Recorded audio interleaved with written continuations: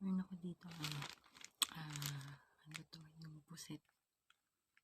Pusit na maanghang.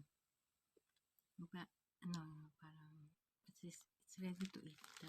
Tsaka yung, so, tikman natin.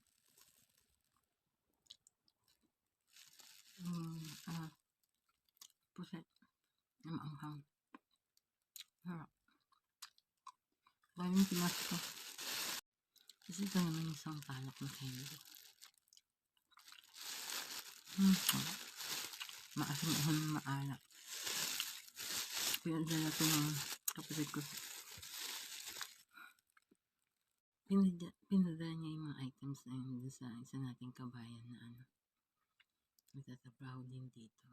So, shout out to you, Corina. Thank you sa pagdala ng items. At least, craving satisfied. Kasi ito naman, tikman natin itong spicy na chicharon. Homemade chicharon. Tapos gumawa ako ng sausawan. Maraming sibuyas tsaka bawang. Tikman natin.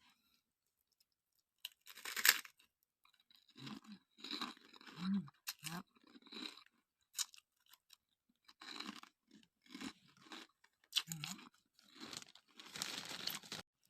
Actually, di siya naman ganun kaanghang.